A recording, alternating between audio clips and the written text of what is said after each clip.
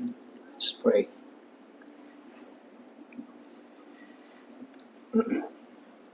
Paano nga po kami maging dalisay, Ama, sa iyong harapan kung titingnan namin ang aming mga sarili. Salamat, Panginoon, sa aming Panginoong Hesukristo, sa kanyang dugong na buhos, na siyang namatay at ang kanyang katawan ay nabayubay dun sa krus ng Kalbaryo upang kami na mga makasalanan ay maaring ganap sa iyong harapan. Sapagkat sa kanya lamang kami umaasa, sa kanya lamang kami nagtitiwala. O aming Ama, wala kaming maaring ipagmamalaki. Kami na mga marurupok sa iyong harapan ay yumayakap lamang po sa dugo na nabuhos, ang dugo ng Panginoong Hesukristo. Kasangkapanin mo po ang iyong mga salita, o aming Diyos, at ikaw ang mangusap sa amin. At higit sa lahat, ikaw ang magligtas, Ama. Gamitin mo ang iyong lingkod sa kabila ng lahat upang ikaw lamang ang maluwalhati, o aming Ama. Sa kabila ng kahinaan, ikaw ang aming maitaas. Ikaw ang mapurihan sa pangalan ng Panginoong Hesus. Amen.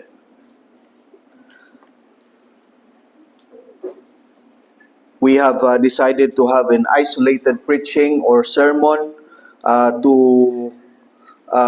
enter, or this entering the new year, for us to have a new resolution or pagpapanumbalik sa ating mga layunin na mga hakbangin na gagawin natin bilang isang iglesia sa pagpapatuloy sa gawain na ating natatanggap o natanggap mula sa ating Panginoong Hesukristo, ang pagbabahagi ng Ebanghelyo sa buong lugar na kung saan tayo tinatawag. Kaya I have this isolated preaching on the subject matter on giving. Hindi po ibig sabihin na ito po ang palaging naririnig ninyo sa aking pangangaral o maging sa pangangaral ni Pastor, but we need to be reminded once again, and then of course hindi ito self-serving, kundi isang katotohanan na kailangan nating mapaalahanan muli dahil sa gawa ng ating Panginoong Hesukristo, at ito ang mahalaga dahil ang ating Panginoong Hesus mismo ang nag-utos sa atin that we are to be faithful in this matter. So turn your Bibles with me sa libro on the third letter of John, 3 John, hindi po John 3 but 3 John, 1 John, 2 John, and then 3 John, and I'll be reading the whole passage. The third letter of John, verse 1. The elder to the beloved Gaius, whom I love in truth. Beloved, I pray that all may go well with you and that you may be in good health, as it goes well with your soul. For I rejoice greatly with the brothers came and testified to your truth, as indeed you are walking in the truth. I have no greater joy than to hear that my children are walking in the truth. Beloved, it is a faithful thing you do in all your efforts for these brothers, strangers as they are, who testified to your love before the church.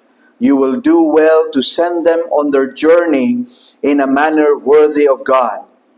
For they have gone out for the sake of the name, accepting nothing from the Gentiles. Therefore we ought to support people like these, that we may be fellow workers for the truth. I have written something to the church, but Diotrephes, who likes to put himself first, does not acknowledge our authority. So if I come, I will bring up what he is doing, talking wicked nonsense against us.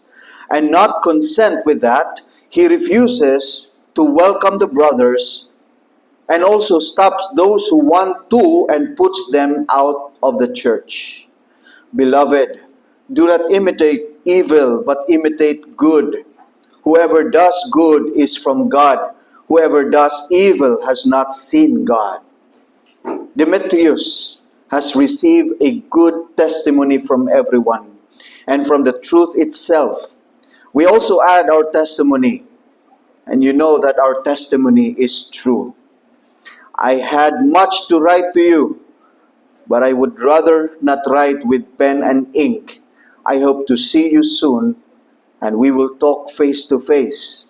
Peace be to you. The friends greet you.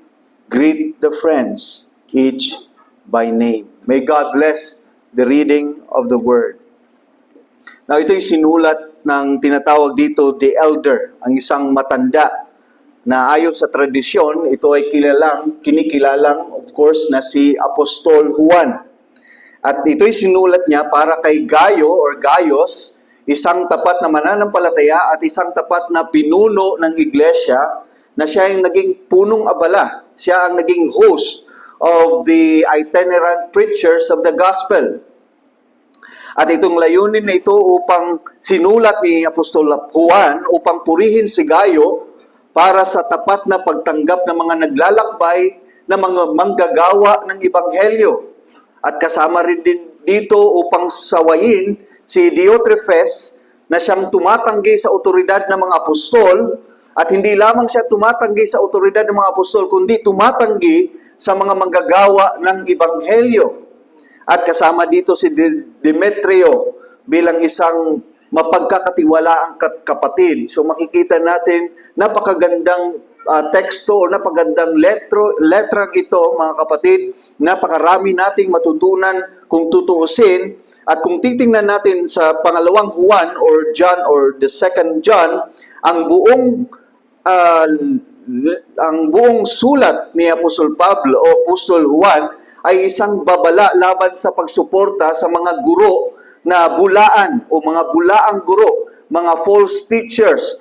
And here we see in this text the encouragement to support those who are faithful teachers of the Word of God. Ang paghihikayat na suportahan ang mga tapat na guro at ang mga misyonero na siyang patuloy na naghahangad na ipangangaral ang salita ng Diyos. Yan po ang nilalaman sa sulat ni Juan kay Gayo. And here, we see John at his very old age. He is considered the elder. In fact, he is probably at that time, siya na lang siguro ang natitirang apostol. And yet, he is so concerned about the church life. He is so concerned about the missional work of Christ. He is so concerned of those who are preaching the gospel and at the same time, those who are accepting the preaching or the preachers of the gospel. Yan ang kanyang gustong mangyari sa isang iglesia at maaaring tingin o makita natin ang katotohanan dito. Ganun din ang gusto ni Apostol Juan sa iglesia ng Valley View Baptist Church. Ang isang iglesia na may pag-concern, may pagtingin, ang pagsalang-alang sa Ebanghelyo ng Panginoong Jesucristo upang mabahagi ito sa mga taong nangangailangan ng kaligtasan, maging sa mga tao na siyang tumitindig upang mangangaral ng salita ng Diyos. And this is my message for us this morning. The church is always called to support gospel mission. The church is called to support gospel mission. Ang iglesia ay tinawag upang suportahan ang misyon ng Ebanghelyo. Bakit ko to sinasabi, mga kapatid, at bakit ito ang aking teksto ngayon? Because there are some churches who are not so much concerned of supporting gospel missions. Well, merong pangangailangan, legitimate ang kanilang pangangailangan marahil dahil maaaring isang iglesia na nangangailangan din ng ganitong suporta. But here, John is talking to a specific church that is continually supporting and being hospitable to preachers and itinerary preachers. Ang suporta at in fact, tayong lahat ay nasa ilalim ng kaharian ng Diyos. Remember, ito yung gusto ng Panginoong Hesukristo na mga tao na nasa ilalim ng kanyang kaharian ay may magpapalawak ng kaharian ng Diyos sa pamamagitan ng pangangaral ng Ebanghelyo. So we are to support sa pamamagitan ng ating pananalangin, sa pamamagitan ng ating pagbibigay. Like I said, this is not a self-serving sermon, kundi ito'y mabuting paalaala sa atin to start the year. Because of what we have right now as a church, we have 8 outreaches na patuloy nating sinusuportahan, and I thank and I praise God for this church for faithfully doing that. At I'm sure ang ating mga misyonero, mga manggagawa ay nagpapasalamat dahil sa ating mga pagsisikap. Ang ating pagsisikap ay hindi ito pagsisikap na parang baliwala lamang. I recognize kung gaano ito kahirap sa isang mananampalataya, maging sa iglesyang ito na nagtatapat sa pagbibigay in order to support missional work. And so let me encourage you from this text 2 aspects or principles na makikita natin in order for us to have this heart as a church to support gospel mission. Let's look at 1, the motive. And then secondly, the practice. The first one is the motive.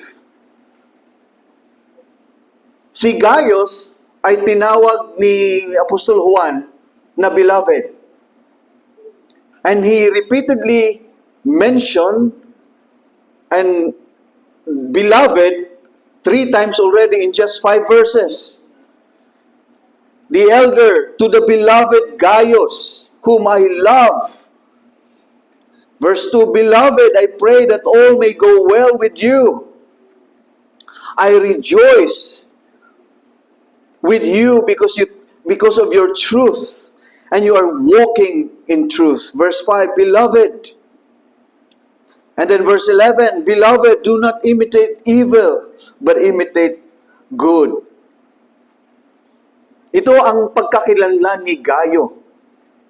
In fact, one commentator says something like this: Gaio has a quite spiritual resume.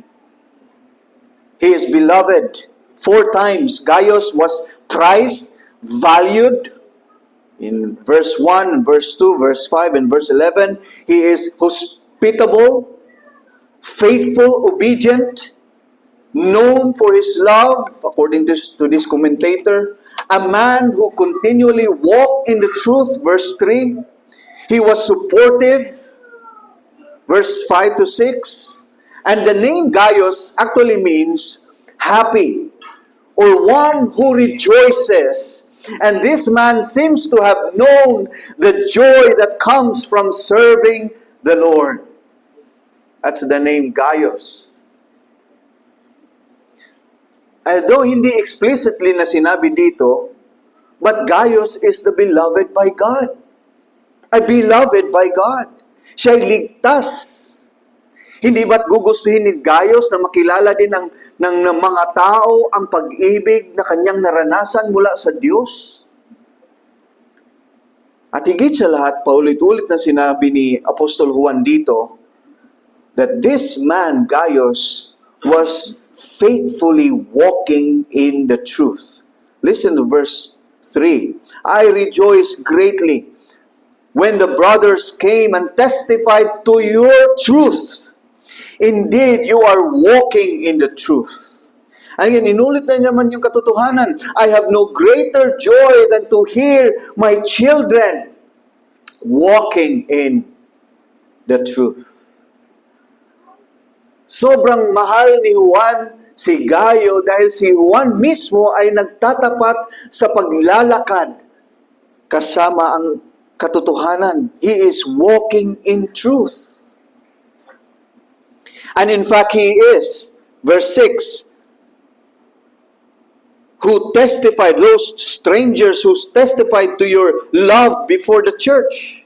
So merong pag-ibig before the church, pag-ibig sa mga manggagawa, pag-ibig sa pagsuporta sa gawain ng Ebanghelyo, sa pangangaral ng salita ng Diyos. So siya na nagtatapat sa katotohanan, siya rin ay naging tapat sa kanyang pagmamahal sa iba.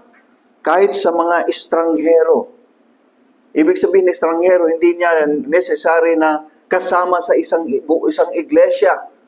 Kundi alam niya, estranghero sila, ngunit alam niya na itong mga taong ito ay nagtatapat sa pangangaral ng Ebanghelyo ng Panginoong Hesus.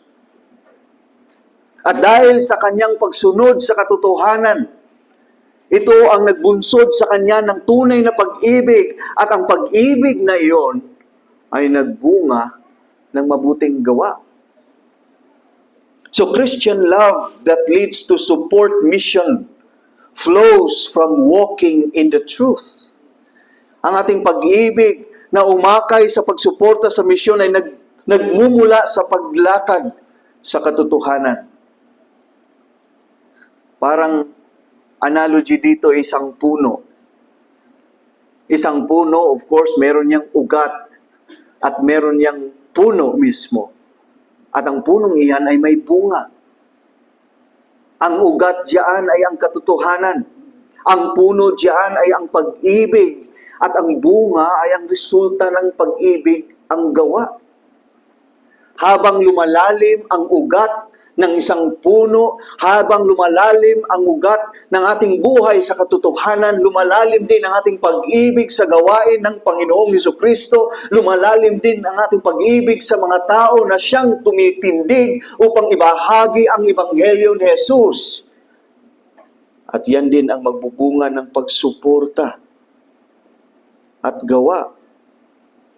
Ang opposite dito ay si Diotrephes.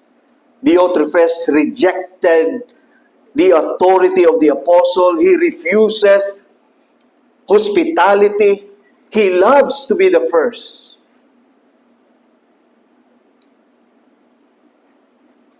Pinapauwi niya ang mga estranghero. And he is encouraging the church not to support those men. Mga kapatid, ang katotohanan na siyang humuhubog sa atin.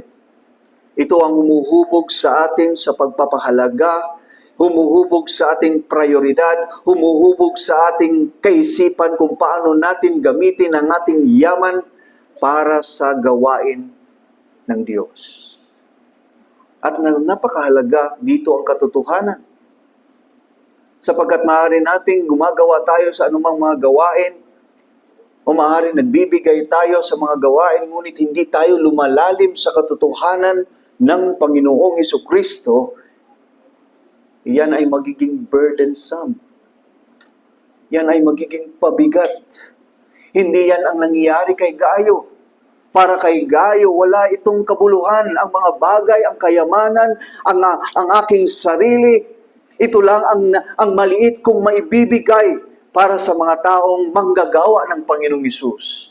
Dahil sa katotohanan, he is walking faithfully in the truth. So the very bottom of our motivation for supporting and sending out missionary should be our shared love for the truth, shared love for our Lord Jesus Christ, and the love for the gospel to be proclaimed. Yan po dapat ang pinakamotibo ng ating pagsuporta, mga kapatid.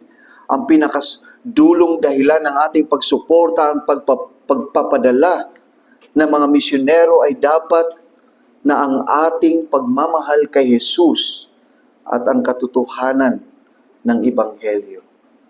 Para kay Gaius and his local church who supported these workers because they loved them and they had a desire for the church to be strengthened and for the gospel to spread across this nation. Ito ang marka ng mga taong who will do well to support men. And may God in our church, may we have a deep longing. Meron dapat tayong nawa may pananabik for the gospel to be brought to places, gospel to be heard by those who are not yet Christians, by those to be heard by the means, by the preachers of the word.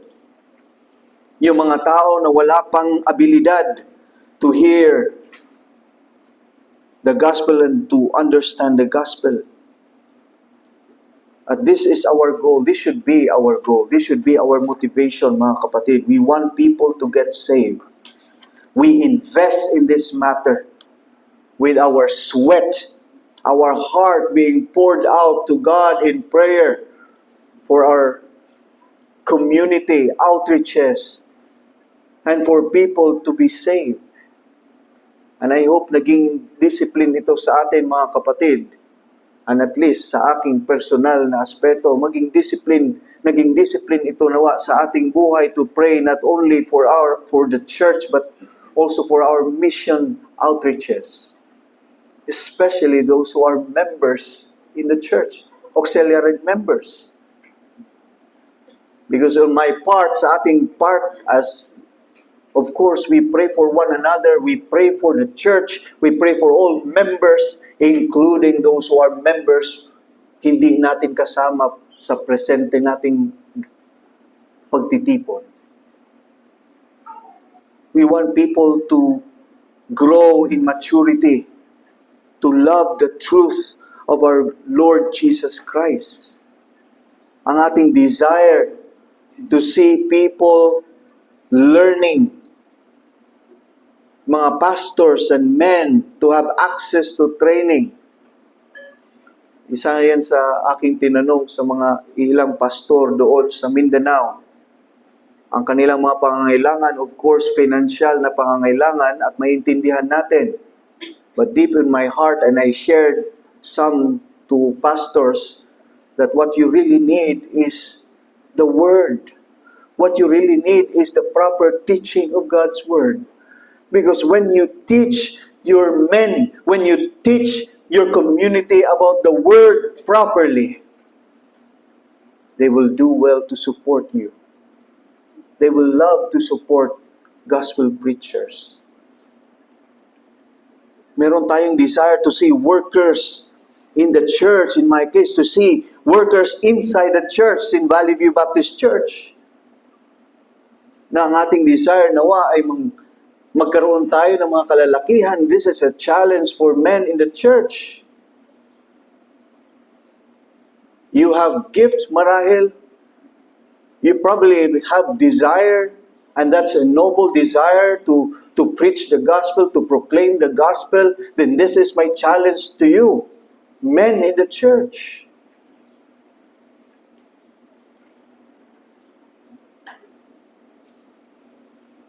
Reveal that desire. Value God more in your life. And the problem is sometimes because of the limited time that we have,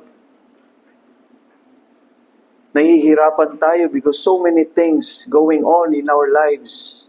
So many things, maraming mga temptation, and the devil is working his best to stop the work of the gospel. That's our desire. Men in the church, mas maganda na magkaroon tayo missionary from our church. Mas maganda na mayroong mga magagawa, mga pastor mula sa ating iglesia. And this is the challenge for all of us. The motive is the truth of God. Know the truth. And how much you spend, how much you give, will actually reveal how much you value God. How much you value the truth of our Lord Jesus Christ. Therefore, value God more upang ang iyong pagsuporta sa ating mga gawain will grow likewise at hindi magiging burdensome. That's the motive. Secondly, the practice. Titingnan natin ang practice na ginawa ni Gayo and his church. Sinabi ni John, "Beloved, it is a faithful thing you do in all your efforts for these brothers." In NASB translation, "Beloved, you are acting faithfully in whatever you accomplish for the brethren, especially when they are strangers." Yung verbs dito na ginamit in verse 5, acting and accomplish. Ito ay presenting katotohanan, kasalukuyan na ginagawa ni Gayo at ang iglesia. And the past tense in verse 6,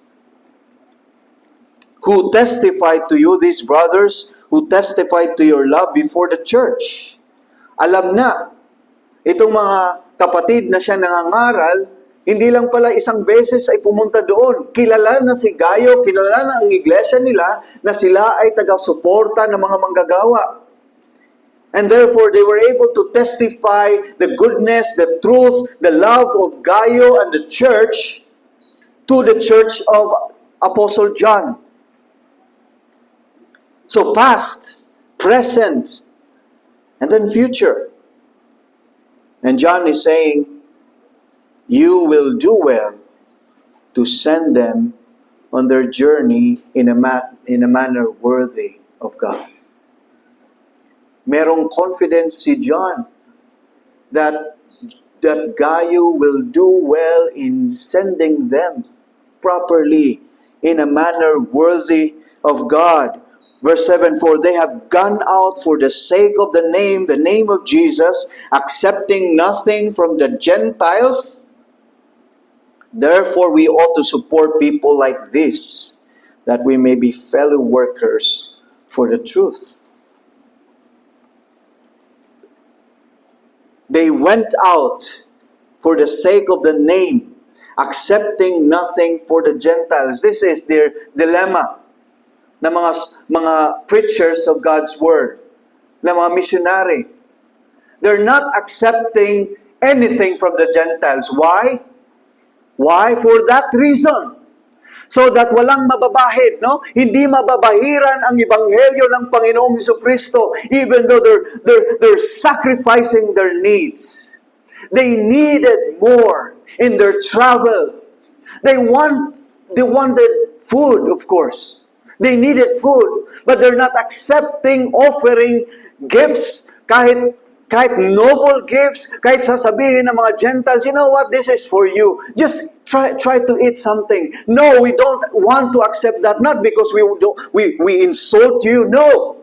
Because we value more of the gospel of our Lord Jesus Christ. Nakikita mo yung puso ng mga manggagawang ito? And therefore, John is saying, this is the reason why. Thus, therefore, we ought to support such men, that we may be fellow workers of the truth. Never should be in the mind of a worker of the gospel to desire to be rich. I recall when sa aking pag-aaral sa Visayas State University, meron akong classmate na isang minister. He was an African minister. At di ko na alam kung nasan siya ngayon. But I asked him, because Christian na rin ako noon, bakit ka nag-aaral pa ng management? And he's saying, you know what? I have almost 1,000 members in Africa. And then I asked all the more, bakit ka nag-aaral pa? You have 1,000 members at iniwan mo dyan. No, I'm studying because I want to be big, to be huge, influencer, and to have more members.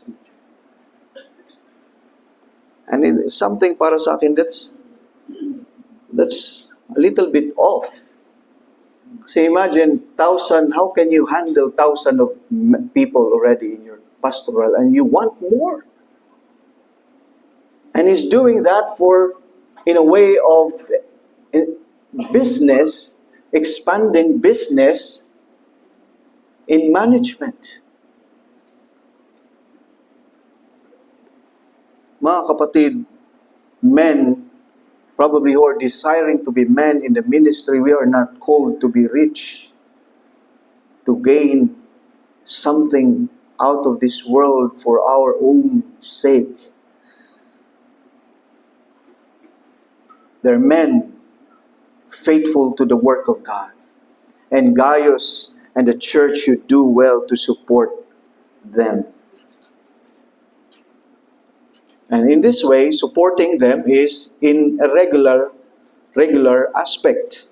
No, the church is called to support her missions regularly, and I would say sufficiently. Suportahan ng regular at sapat. In Philippians chapter 4 verse 15 and following, makikita dito yung affirmation ng regularity. This is the heart of the church in Philippi. Sabi ni Apostle Paul, in the beginning of the gospel, you sent me help, and now you sent me help for my needs once again. Now, hindi sinasabi ni Apostle Paul here na talagang sobra-sobra yung kanyang natatanggap. In fact, he was saying, before this text, he was saying na, I experience in need. Kung paano na-experience ko ang hubad ako, walang pagkain, gutom, na-experience ko rin ang kasaganahan sa biyaya ng Diyos. So the issue there is contentment and at the same time yung sensitivity ng church to have that support for Paul regularly. And then 1 Corinthians chapter 9 verse 14. The Lord commanded that those who proclaim the gospel should get their living by the gospel. God does not merely permit support for the gospel workers, He commands it. He commanded. The Lord commanded that those who proclaim the gospel should get their living by the gospel. Now, hindi natin to stretch. We need to be faithful in the text. The context is the church. The church.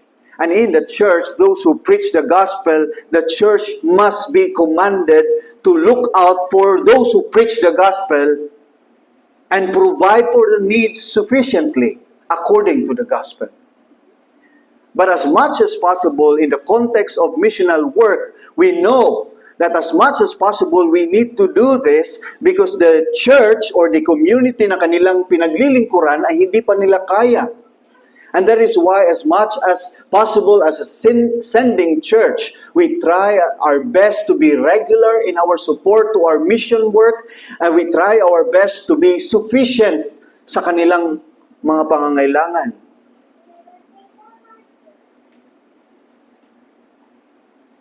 And that's the thing that I'm thankful for. I praise God for Valley View Baptist Church for continually supporting monthly after month, month after month of supporting our missionaries na walang kulang. Walang kulang. Hindi tayo nababahala kung saan natin kukunin muli ang ating pagsuporta sa ating mga manggagawa. We thank God for the provision. We thank God for the church, for men and women in the church, for faithfully doing this, being the fellow workers of the gospel. And yet we need to be encouraged and challenged once again. Maybe once in a year, para sa akin, once in a year para sa pastor, a challenge on the aspect of giving. Cultivate regular giving as a spiritual discipline. Inangin mo ang regular na pagbibigay bilang isang spiritual na disiplina. Ibig sabihin dito, merong pagpaplano sa pagbibigay regularly, kasama dito ang ating pledge to support, and also more so in our faithful offering and our faithful giving Sunday after Sunday. 1 Corinthians chapter 16 verse 2, the encouragement of Apostle Paul that on the very first day of every week, each of you is to put something aside. Because why? Because it is an act of worship. We give when we gather together. As a church, we give as an act of worship. Parte yan sa ating pagsamba sa Diyos. We put something aside for the church, for the work, for the glory of God. And this makes us fellow workers of the gospel. Ito ang practice na dapat nating makita sa sulat ni Juan para kay Gayo. Recently, I think yesterday, nagkaroon ng heart cry fasting day. And Pastor Tucker asked us a prayer request. And one of the things that I mentioned to him is that we pray for that the church would faithfully support the gospel or the gospel work, the gospel mission. Mga kapatid, ito ang ating pangangailangan. It does not need to be big. We need to be faithful to God. Faithful in walking in the truth. In our giving. In our pledge. In our savings. And we have so many things, no? Alam natin na marami tayong mga gastusin. But this is the challenge for us to be joyful and partners of the gospel. We save, we plan, we budget so that we can give for mission. 2 Corinthians chapter 9 verse 7, our giving is intentional. It is a cheerful giving. Each of you should give what you have decided in your heart to give. It is intentional. What you have decided, ibig sabihin may desisyon. May desisyon, hindi ito na kung ano lang ang pwede nating ibigay, ano lang natira sa ating bonus or sahod. There is that decision going on in our heart, not reluctantly, nor under compulsion. But God loves a cheerful giver. But you know mga kapatid, what is really the greatest motivation for supporting the gospel? Verse 7, they have gone out for the sake of the name. Bago pa sila umalis upang isaalang-alang ang pangalan ng Panginoong Hesukristo sa pamamagitan ng pangangaral ng Ebanghelyo, merong Diyos na siyang nagsakatawang tao, ang Panginoong Hesukristo. And John probably, experienced, and this is the beloved John, the beloved apostle of our Lord Jesus Christ, na siyang kasakasama ng Panginoong Hesukristo sa hirap man at sa ginhawa. Nandun si John nagtatapat at nakita niya. And in fact, he was so angry. Galit siya dati sa mga tumataligsa, sa mga tao na hindi tumatanggap sa mensahe. In Luke, you can see, in Luke chapter 10, you can see his cursing to the nation na walang pagtanggap sa Ebanghelyo ng Panginoon. He was rebuked by the Lord Jesus Christ. And now he is so gentle and he is so concerned that the church would be so central to the name above every name, the name of Jesus. That is our greatest motivation.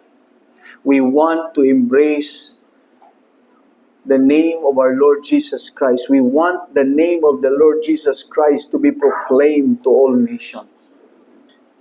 Kung kayo'y iniligtas ng Panginoong Hesukristo, ito ang gusto mong disposisyon. Ito ang gusto mong mangyari sa iyong buhay. Ang Panginoong Hesukristo na sa kanyang pangalan ay maaari kang magkaroon ng kaligtasan. At ito ang mensahe na gustong ipaabot ni Juan. Ito ang gusto niyang mangyari. At maging sa atin ngayon, kung meron akong kinakausap, hindi lang maalala ninyo about giving this sermon. Hindi maalala ninyo ang reason behind giving. Ang reason is that the Lord Jesus Christ came to die and He rose again so that men and women, boys and girls would have salvation. Be saved. Huwag nating sayangin ang ating panahon. Ahalin mo man ang lahat ng bagay sa mundong ito kung ikaw ay wala sa Panginoong Hesukristo. Balang araw, sabi ni Apostle Paul in Philippians, that lahat ng mga pangalan sa mundong ito will bow down before Him under heaven, under the earth, on the earth. Every knee will bow before that name, the name Jesus Christ. Sumampalataya ka sa Kanya. Magtiwala ka sa Kanya. Ang ating pag-ibig, mga kapatid, sa ating Panginoong Hesukristo at pag-ibig sa katotohanan ay nangangahulugan na tayo ay regular sa ating pagsuporta at pagpaplano on how we can support the work of Christ. This is the work of our Lord Jesus Christ. This is not the work of any missionary we have. This is His work. And therefore, hindi tayo discriminately choosing kung sino ang susuportahan natin.